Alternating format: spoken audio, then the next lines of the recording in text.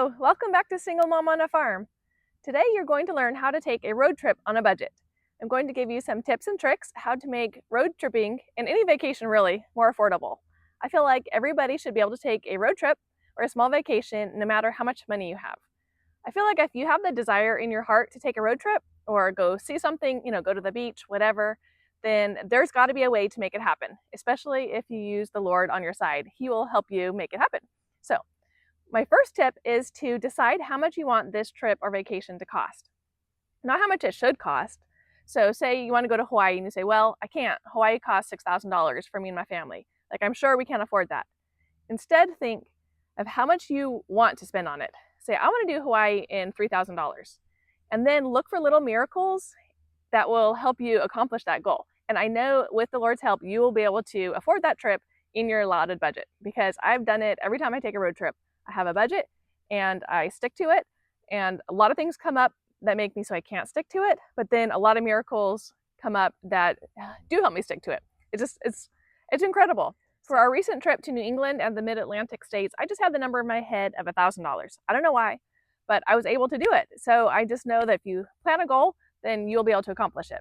Okay, so here are the tips I'm going to talk about: is food, and then gas and tollways and stuff like that, which is a little bit harder to negotiate the prices of, then lodging, and then the sightseeing things that you might take. The first thing I'm going to talk about is food. So my mantra for food is just to never eat out. I just don't plan on eating out at all. When I was a kid growing up, we ate out every dinner for a fast food. We brought our breakfast and lunch in the car, and then we were allowed to eat out at fast food. And then one time during the trip, then we got a nice restaurant. And these are usually like 2-week long vacations. My parents would take us on road trips around the country. And it was really fun to pick a restaurant all together. All of us kids talked about it. We usually picked Denny's, and we usually got the $1.99 Grand Slam specials. So you can do that if that works for your family. Just do fast food and then pick one nice restaurant or whatever fits your budget. And I'm trying to talk about how to keep this really, really cheap. So I usually say we never eat out. This trip, I broke that because we did eat out one time, and I kind of call it like half of a time because we didn't even get food for everybody. But when we were in Philadelphia, then Madeline flew into the airport and then took the train and surprised the kids at the Liberty Bell. They had no idea that she was coming. And it was fantastic. It was just so much fun. And we were all just like, hyper after that. And so I wanted to celebrate by taking them to get a Philly cheesesteak. I mean, we're in Philadelphia. There's a really popular there. Madeline grew up loving them and learning about Philadelphia. We knew they came from there. So I just had it in my heart to buy her one. So I took us all out to a little restaurant downtown, right by our car where we had parked our car. And I got us 3 big Philly cheesesteak sandwiches for the 7 of us. And we just shared them. And I thought we could supplement them with some sandwiches in our car. If we all just had like a third of one or something, and some carrots and apples from the car. And it still cost $46. It's very expensive. But that was really fun, and I'm really glad we did it. I really wanted to celebrate Madeline. She likes to eat out a lot, and the rest of the kids don't even care at all. So it didn't really matter. So you kind of have to know your audience, if they really like to eat out. And if that's their love language or something. Again, Madeline loves to eat out, so I wanted to eat out more for her, but we just didn't really have the occasion to, and she knew I didn't really have the money for it. But when you eat out less like that, it makes a big impact on them and a special memory. They all remember that the one time we ate out was genuine Philly cheesesteak sandwiches on an outside little cafe in the streets of Philadelphia, and it was really fun. The main reason I don't eat out is because we have food stamps to pay for our food. And funny enough, the cashier in this little Philly cheesesteak restaurant, she was really upset with me because I didn't know what I was ordering. I was like, I looked on the menu online, this is what I want. And she's like, this is our menu up here, pick what you want. And I was like, but the menu online said this, and I couldn't figure out. She was really annoyed. She's like, hurry up and make your order. And I was like, I'm sorry, we don't eat out. Like, we never eat out. Like, I haven't taken my kids out in at least a year or 2. And she was just like, why don't you eat out? It's just the same as buying your food. I was like, no, we have food stamps. And so we don't, our food is free. We can't afford to eat out. And she's like, those are going to run out. And I said, but they don't run out. I'm really good with my money and I'm really careful. So I make food from scratch, and we try to grow our own food so we can live within that food stamp budget. And she ended up softening. And by the end, she was just like, oh, wow, you came from where? And I didn't know you weren't from around here. And I didn't know I mean, she knew I was new, but she thought I was like new to the area and everything. I was like, no, I'm just visiting. Like, I'm never coming back for sure. Believe me. No. um, anyway, I'm going off on a tangent, but I do believe that bringing your own food is a lot cheaper because that was $46 for only 3 sandwiches. And I'm sure you can make sandwiches a lot cheaper than that. Okay, so now let's talk about the food that we brought. So that way, if you want to bring your own food, you'll know some things to bring. My legs are going to sleep here. Okay, so we usually just brought this one food bag, and in it I would bring, for breakfast, we either ate at a hotel or at someone's house, or if we're like camping, then I would bring my muesli in a plastic bag like this. That way when it ran out, I could just throw it away. And I usually used a cup from the hotel to like scoop it. And we often just poured it into the cups from the hotel also, so that we didn't have to bring too much paper goods. But definitely, if you want to buy some paper bowls or something like that, you can. So that's what we did for breakfast. We've also done bagels and cream cheese.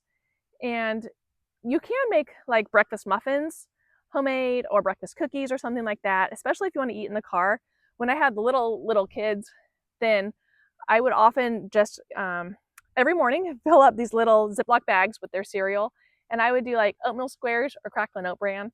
I know they're not the healthiest, but this was before I learned about real food.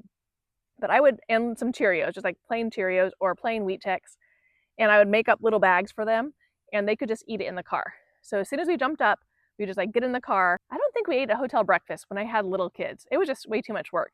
It was much faster, just like grab them up from their beds, hurry and get them all dressed, put them in the car, and then they had that whole hour where they could just like be sitting and eating their little dry cereal and talking and playing. I just wanted to be on the road by 6:30 or 7.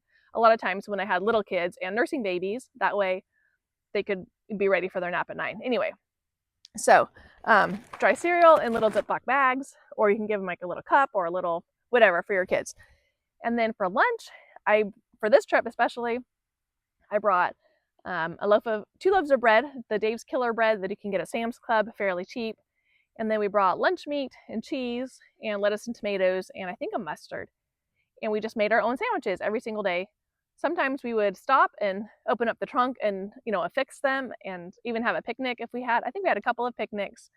Other times you just make them in the hotel room before you leave so that you know you're going to be eating in the car and not making a stop, so that they're already ready. So I would just make them and put them back in the Dave's Killer bread bag and in age order. And that way, whoever's sitting next to this food bag can just pull them out and pass them out in age order. And everyone had made their own, so that was pretty simple. Then we ate carrots and apples with it. Same thing in the hotel. In the morning, I would just cut apple slices and put them in a Ziploc bag, and they would be ready to go. We also just ate apples raw. I brought 2 bags of Sam's Club apples that are fairly cheap, but they're really, really good. They just hit the spot every time. And we passed around the carrots. So that's what we did for our lunches. For snacks, we did string cheese. We had in a cooler bag, and then apples. I brought a big Ziploc bag full of celery slices, and that way the kid could pass those out easily. I loved to eat them while I was driving. They quenched my thirst a little bit and gave me something just to chew and bite on while I was driving, help pass the time. We also made a homemade trail mix in a big container that we brought. We had my granola bars in a large Tupperware container, and those are super hearty and healthy. So sometimes we'd have them after lunch, and that would just really satisfy us, or we passed them out at snack time, especially if we were getting to a hotel really late for dinner. So all of those were great snacks for us. And then we also have the snack bucket, which is not super healthy, but it was great in a pinch, especially for younger kids, like under 8. This is awesome because I could have like a 6-year-old grab one for like the 2-year-old stuck in the car seat, and they can get really antsy in car seats and everything. So somehow food really helped them. But this is kind of a few things that I'd keep in it. I liked almonds. I loved almonds to snack on. And I also love this beef jerky that I don't have right now, but it doesn't have any nitrates in it. It was really healthy, and I just loved chewing that while I was driving. I wouldn't recommend it for the little kids, but so we have some nuts, or like little nut things with layers of That's It bars or applesauce pouches like that. We got these for Madeline because they were her favorite, and same with the Halloween pretzels. They're just her favorite. So we packed some of those in, but you can put anything that meets your standards of snacks in a snack bucket. yeah, they are going to be a little bit expensive. I think the pretzels are super cheap, but some of these things are kind of expensive. So they're kind of in a pinch when, like, towards the end of the trip, when we're running out of snacks or we're getting to the hotel super late and we're just getting grouchy. I'd rather have an unhealthy-ish snack, a processed snack or something, than everybody yelling at each other, being stressed, because there was one night when the hotel was not working out and it was super late and I wanted to have a breakdown because we had gotten to our campground and it was all wet. So then we tried to find a hotel and just drive farther into the night. And we got there and it was under renovation. It wasn't what I wanted and it was super expensive and I just wanted to have a breakdown. So, I think having some snacks helps you to not have the breakdowns, and for kids also. Okay, now for the dinners. The dinners I kept really simple. So I brought 2 of these cooler bags. One was like this, and this was our dinner bag. And then one was kind of longer, sort of like this, just an insulated tote bag, I guess, an insulated bag. We called it our fridge bag. I would have it, but I left it at my friend's house because we're processing a deer over there. So I forgot that I needed it for this video. But anyway, so it helped distinguish. We had the fridge bag, this like pink flowery bag that my mom got me for like my birthday, like in 2009 or something. We've had it a really long time, so it's been a good bag. And that was our lunch bag. So I'd keep all of the lunch meat and the cheese and then our snacks too, like the string cheese and apples and carrots in the fridge bag. And we would just put in like 3 frozen water bottles in each bag. And when we got to the hotel or someone's house, then we would stick them in the freezer. And then we put them back in the bag. And that's about all we used. It's nice because it's fall, so it wasn't like super hot or anything. But that worked well for us. And then this was the dinner bag. So just so that we were keeping things really organized. And in the dinner bag, I had a big container like this full of our taco meat. And that lasted us, I think, 2 or 3 nights of nachos. So I brought a bag of chips. We like the red quinoa chips, and this lasted our whole trip. These are only like $4.48 at Sam's Club, and I feel like they're kind of healthy and give you a little bit of salt because I feel like you want a lot of salt on a trip. And then someone sent us these paper plates. I love them. They're just a nice small size, so they can fit in a Ziploc bag if you want them to, and they're compostable, which is really cool. And they fit in small microwaves in a hotel. So anyway, as soon as we got to the hotel, everybody would run in and be unloading stuff, and kids would start one at a time making their nachos. So they would just take the chips and put them on the plate. And I brought a bag of grated cheese, a pretty big bag, and they put their chips on it, their cheese on it, the taco meat, and then I brought a lot of lettuce and tomatoes for both our sandwiches and then for our nachos. So that was one dinner that we had. It lasted about 2.5 nights. So everybody ate it for 2 nights, and then the third night, about half the people got it. And then I also had another container this size, a little bit bigger, it was round, full of enchilada soup. So we had that like the 3rd and 4th, 5th nights. So those were really great because they're just homemade, a little bit more homemade. They're a little bit more of a variety. And we could have lettuce and tomatoes for a little salad with the soup. I often bring pumpkin chili places because it's really hearty with a lot of vegetables in it. So any of your family favorite soups, it's just nice when you're traveling to have like a homemade meal. Like my kids are like, oh, I know I love this. And it was just really easy to run into a hotel and warm things up. So that's what I kept in this dinner bag. And then our last couple nights when we ran out of those 2, and I had used old ones that like sort of had a cracked lid and they were all stained and everything. And then I just threw them away because I want to come home with nothing. I love to get rid of everything on my trips. So I did throw those 2 away. And then I could just like flatten this in the car. We were done with it. And then the last 2 nights we had macaroni and cheese cups and canned chili. I think I brought like a canned chili. So I had hit a case lot sale a little while ago, and you bought like a big box of macaroni and cheese cups and then a few cases. I bought like 6 cases of chili because it was on sale. It was such a good price. So I don't really like these, and I didn't eat these. I think I ended up eating like the last of the soup, and maybe I even had cereal one night because I just don't really like these. But the kids like them, and I feel like it's a little bit better than eating out, and it was a lot cheaper. So even though they're not super healthy, but any kind that you like. The little mac and cheese cups, you just fill them with water from the hotel and stick them in the microwave. And then I'd open this and just scoop out, and they could each have like 2 or 3 spoonfuls and stir it in with their macaroni and cheese. And it gave it a little bit more fiber and protein. So I like that just because it's something that doesn't need to be refrigerated or anything.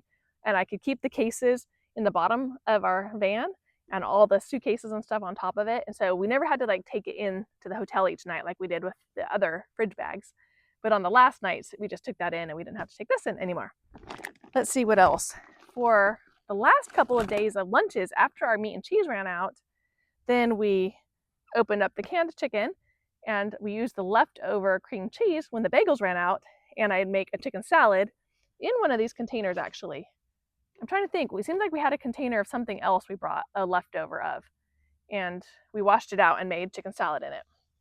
So that makes a great snack or lunch also for the last days. If you're going to be gone for like a week or two. And we just brought some Triscuits. Just anything you can do from home and bring it, or bring it and make it on the way, is saves you from eating out. And I feel like it's healthier.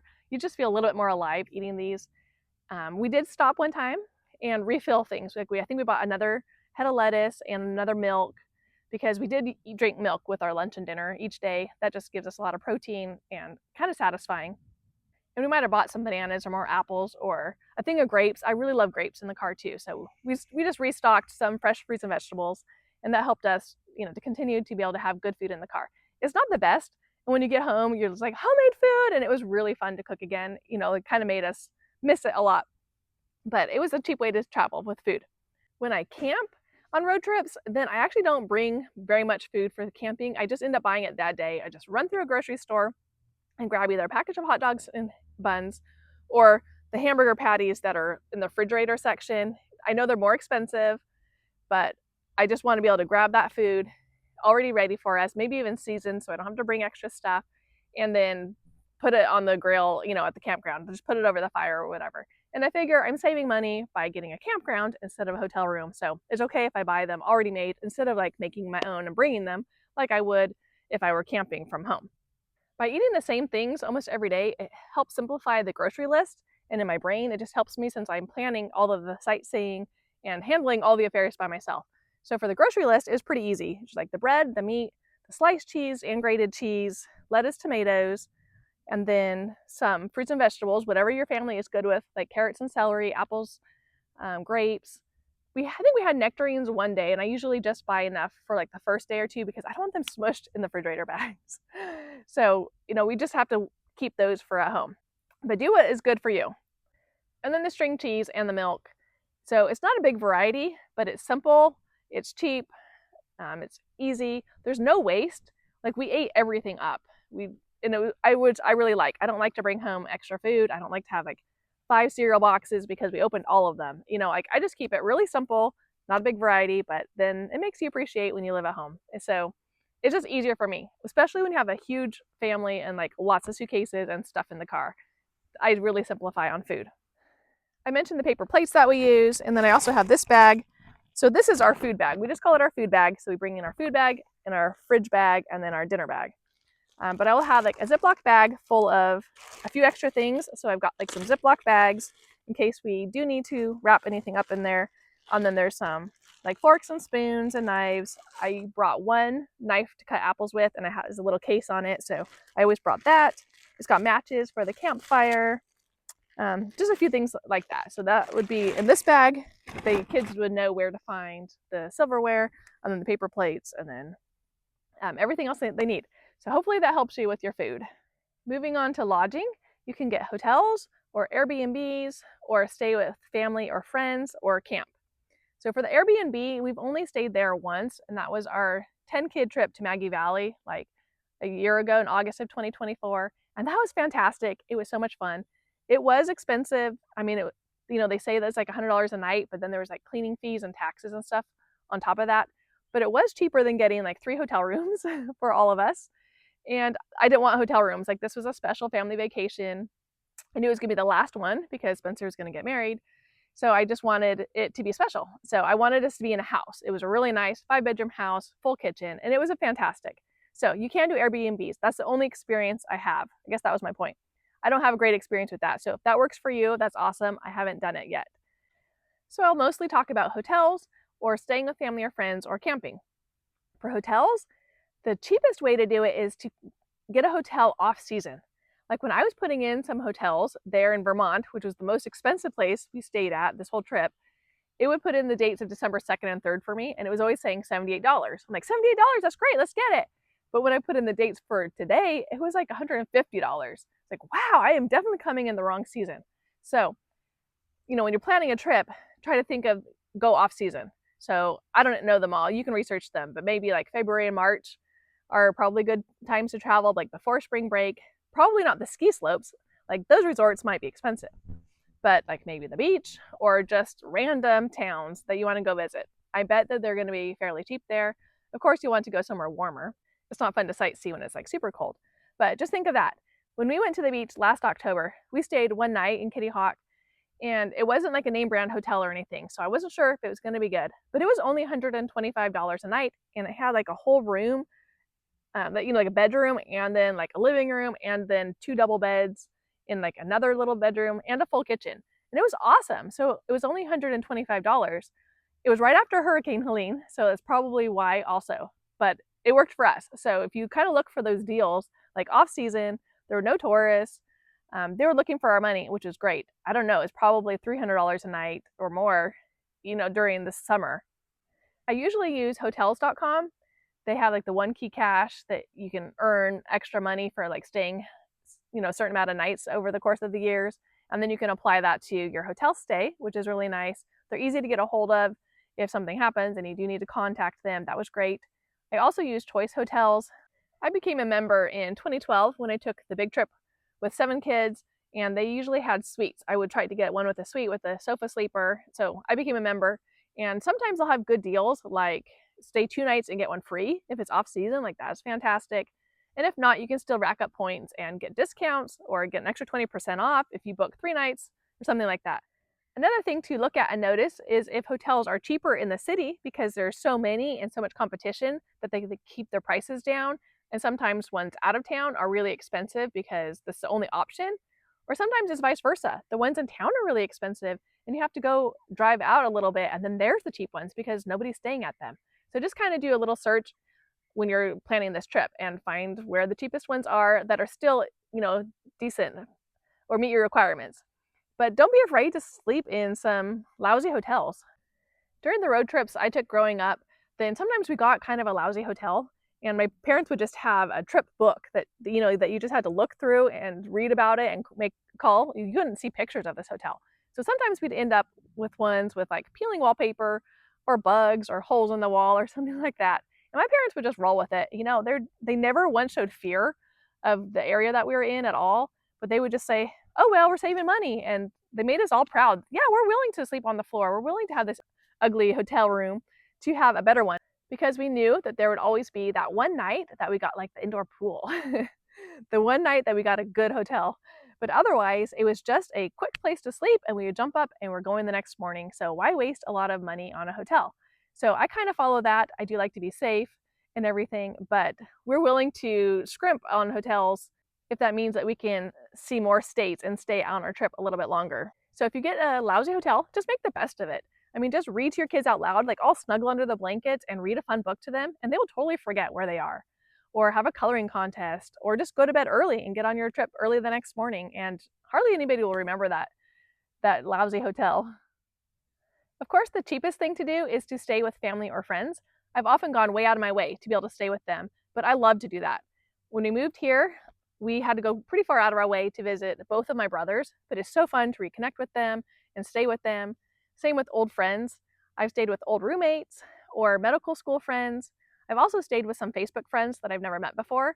So if you have like a Facebook group, maybe with homeschooling or gardening or crochet or whatever, if you've been on there a while, you might notice the same faces and names, and you might know a little bit about their family just from corresponding, in the messages and things like that. So reach out if you know that they live where you're going. Reach out and see if you can stay with them. It's really fun to stay in someone's house, especially when you're traveling like that, like multiple nights of a road trip. It's just nice to be in a hotel. You don't feel so lost. You just have that warmth and comfort of being in a home versus a hotel or a campground. Maybe your parents know somebody or a friend of a friend. One time my college kids took a trip up to Washington, D.C., and they were able to stay with a friend of a friend, and it worked out great for them. So there should be lots of options of people that you're able to stay with. if you do a little bit of research first. Okay, moving on to campgrounds. I use the website recreation.gov.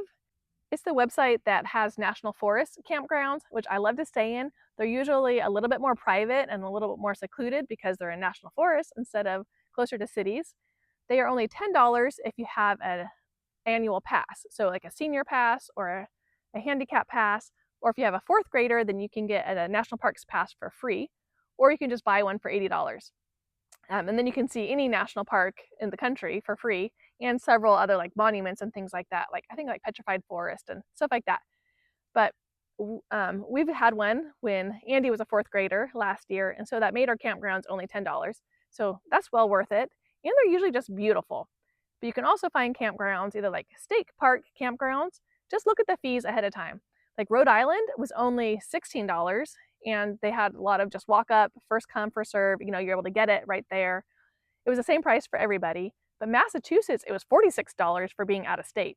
I was like, wow, that's like hardly worth it over a hotel, especially if I have to like go buy more food and do a lot more work.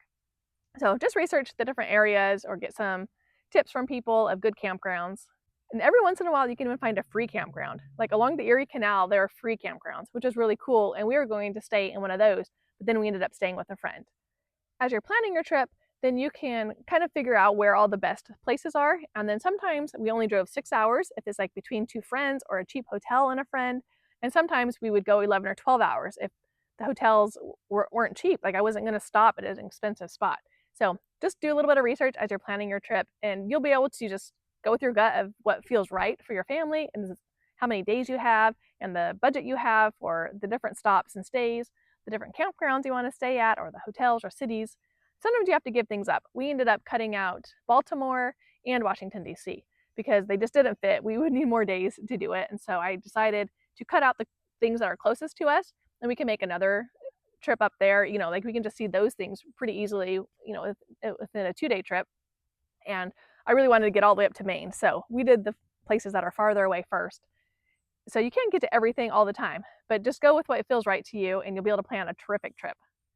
Moving on to gas and tolls, these are a little bit unavoidable. So for gas, maybe you just have a really good, efficient car. That would be the best thing to do. Our car does not get the best gas mileage, but my brother said he was able to come visit us last year from Wyoming and only spent $300 in gas. Their car gets 41 miles per gallon. So I was like, wow, that's awesome. So if you have a hybrid or a gas efficient car, then you'll be able to go a lot farther than we could, and you can spend less money on gas, which is amazing. I researched the gas prices ahead of time, or if you have someone in the passenger seat with a phone that can do that along the way, then that's super helpful. You can notice if the gas prices are like cheaper in the city or out of the city. You can notice whole states to avoid getting gas in. I think it's like Illinois that is really expensive compared to the 2 states around them. When we've traveled through there, it was like, okay, remember not to get gas in Illinois. I'm pretty sure that was the state that was expensive. So you can just kind of, fill that out, and that will save you some money also if you know which states to not get gas in, or you can know where to top it off at. In Ohio, we saw like $2.65, and so we still had like 3/4 of a tank, but I'm like, we are going to top it off to make it all the way back home because that was the best price we had seen on this trip. The most expensive we paid was $2.98, and it was pretty about the same. All of New England was about the same price. It was just Ohio that was cheaper. To look up the gas prices, I've used Gas Buddy before, or I think Madeline has when she's navigated, and now just on Google Maps, it will just show you, if you say search along this route, gas prices, and they will show you, and they've been pretty accurate, so that works pretty good for me.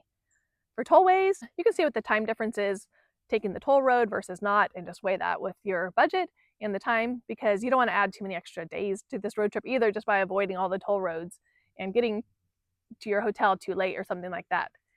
If you're going through an area that has a lot of toll roads, like the Mid-Atlantic states was full of them, you might want to get one of their little toll passes, or if you have one in your state, it might be able to be used in that state. Like we have a North Carolina quick pass, so that when I go to Charlotte, I can get on the HOV lane. It was free, and because I have so many kids in my car. But when I went on the tollways in Mid-Atlantic states, I was going through it and it would just say quick pass paid. So I was like, okay, great. So I got home and I do have, it was automatically charges my credit card. So it did end up costing us like $72 of tolls. I mean, it was just crazy. Like 20, I think I wrote it down somewhere in this little book. This is my budget book. This is my book of saying how much I've earned at all my different jobs and selling eggs and things like that. But then I also wrote down all of the trips that we've taken this year. And let's see, the tolls were $74.87. And the Lincoln Tunnel was $22.38 just for the Lincoln Tunnel. So, but it was worth it. You know, the kids wanted to see it. We probably never go back again.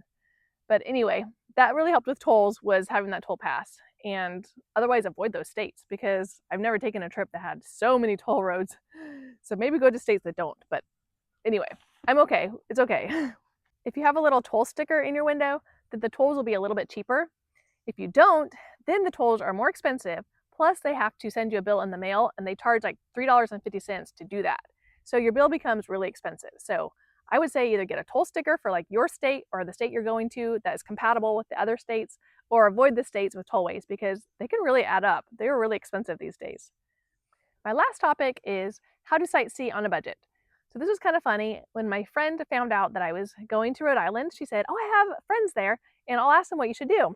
And then she wrote me, "Oh, you should go to the IMAX theater or a trampoline park or the arcade free play. There's go-karts, there's the Roger Williams Zoo, there's Harry Potter on Broadway. There are lots of pizza places that are cost-friendly for families." And I just kind of laughed, because I was like, my trips are free. I wouldn't even do any of those things, much less all of them.